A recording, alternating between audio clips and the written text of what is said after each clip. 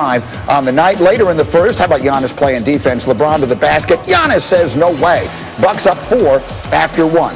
Watch Giannis getting it done on the defensive side. But to the fourth we go. Good game. Lakers up 5. It's Kyle Kuzma with the ball for the Lakers for LeBron, who spots it up and knocks it down. LeBron scored 34. Lakers up 8 under 5 minutes to go. It's Giannis working inside. Little turnaround action. 4 minutes left. Bucks are within 7. Next Bucks possession. Take a look at this, and you tell me how this is not a walk. 1, 2, boom. Giannis up and good. They don't call it. That's not a walk. Bucks make a 4-point game with a made free throw. Under 3 to play. The Lakers are up 2. Good ball movement. KCP in the corner 3. He was 7 of 10 from 3-point range on the night. Lakers by 5, and then LeBron looking for a dagger, up by 5. Final minute of the game. Spots up and knocks it down. Again, 34, 8 assists, 6 boards for LeBron. Giannis had 25 points and 12 boards, but a career-high 9 turnovers, and the Lakers come away with the win. And here's our guy, Tim Legler, who's here to break it down. I have 2 questions for you this morning, Legs. Let's just start with this. Are the Lakers at this point just in a league of their own as far as how good they are and how good anybody else is?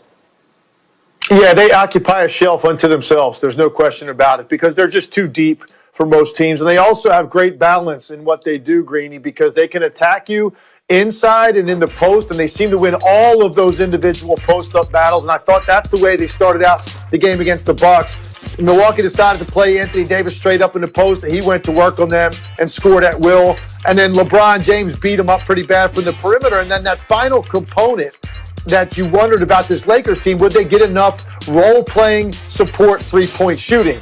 Well, they certainly got it last night. And this may sound nuts because it's a one-possession game with 2 minutes to go. The game wasn't that close. I just never felt, I watched every second of the game, and I never felt at any point that the Milwaukee Bucks were really in the game. And it was a 2-point game with 3 minutes to go. That's how easy the Lakers made it look at times.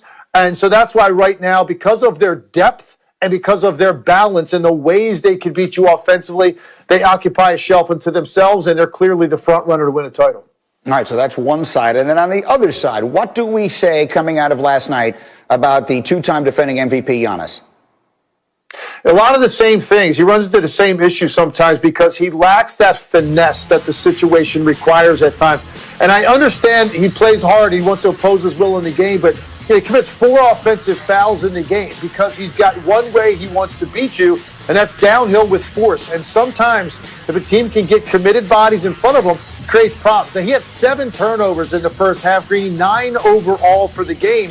And again, 4 of those on offensive fouls. And then you see late some of the issues with his shooting reared itself again. You see the air ball there from 18 feet. He also had a really ill-advised 3-point shot early in the shot clock that just completely played into the hands of the Lakers and what they wanted to do. And then again, went to the line and missed a couple of free throws in an important situation. So we know how dominant he can be in the way he fills up a stat sheet. He's a 2-time MVP for a reason, and he affects both ends of the floor.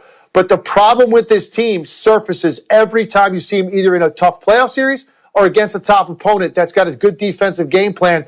His inability to be able to use finesse, whether that means shoot over the top, shoot a mid-range shot, make plays off the dribble for other people, that's where he really struggles. And the Lakers allowed him to use that force against himself, really, in that game. I think he wanted it a little bit too much, and the Lakers had plenty of bodies in that lane waiting for him, and it's still the big question mark for the Milwaukee Bucks.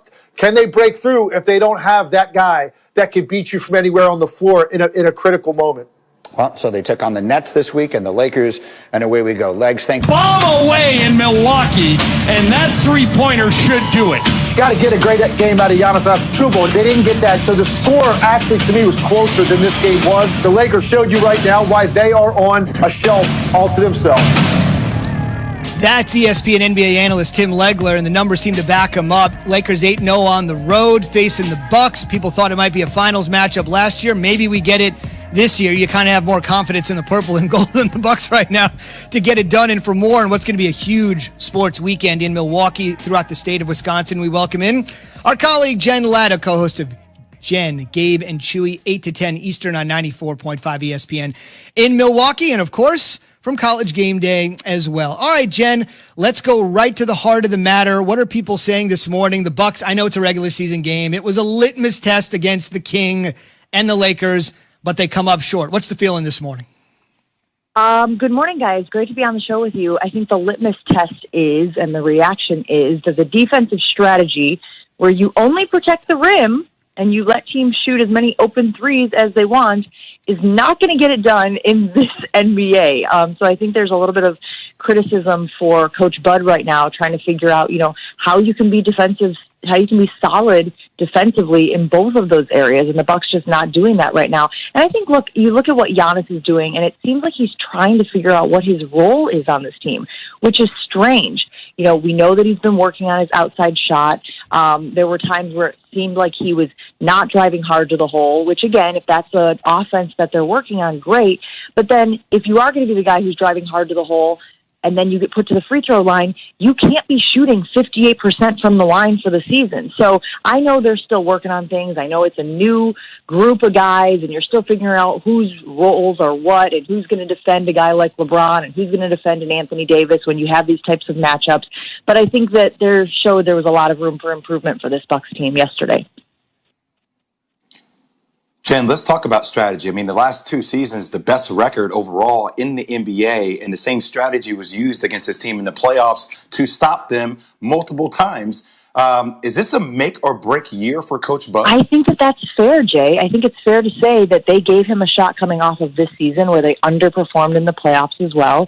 I think a lot of people use the bubble atmosphere as a reason, not necessarily an excuse, but a reason why this team wasn't able to gel and find the same level of success in the postseason as in the regular season. But yeah, I think that's what that meeting was that he had with the Bucks brass at the end of last season. It was like, we're going to try to put these pieces around Giannis. We know we've got him for this long term now. They didn't at the time. But there is an expectation for him to evolve as a coach. And you're seeing it a little bit, guys. You're seeing guys like Giannis, guys like Middleton playing longer into games. There was so much criticism about the minutes that these guys played in the regular season and postseason last year. But you're seeing them creep a little closer to 40 minutes per game. And I think that at least is showing that Bud is evolving. Now we got to figure it out on the defensive side of things. Jen, if Giannis is a skinny version of Shaq with the dominance he has on the court, does he have a Kobe on this team to help him win a world championship? Or Drew Holiday or Chris Middleton? Do they have that in them to be the closers for this team? Kobe is an awfully lofty goal, right? Like, we're talking about one of the greatest players to ever play the game. But I do think that a guy like Middleton can be the go-to guy if Giannis is going to play the Shaq. I read a great article earlier this week that was making that comparison, talking about how, even we joke about his free throws and how he's kind of creeping towards Shaq numbers in the free throw area. But you saw it earlier this week when they played the Nets guys, and there was some criticism for it. I think even on your program, talking about why was it Giannis taking the ball late? Why wasn't he, taking ownership of the offense? Who took that last shot against the Nets?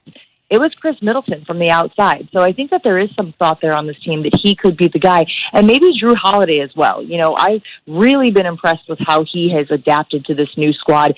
There are times, guys, when I'm watching this Bucks team that Drew Holiday looks like the most calm, smooth operator out there, which, again, is good for the Bucks, but you need the other guys to be there as well. Jen, forget about the Bucks. Let's talk about some real stuff, what Milwaukee really cares about right now, which is the Green Bay Packers. How excited is Milwaukee right now for the chances the Green Bay Packers could wind up in Tampa for the Super Bowl? Oh, they're incredibly excited. And look, a little bit of a damper yesterday as we learned that the former GM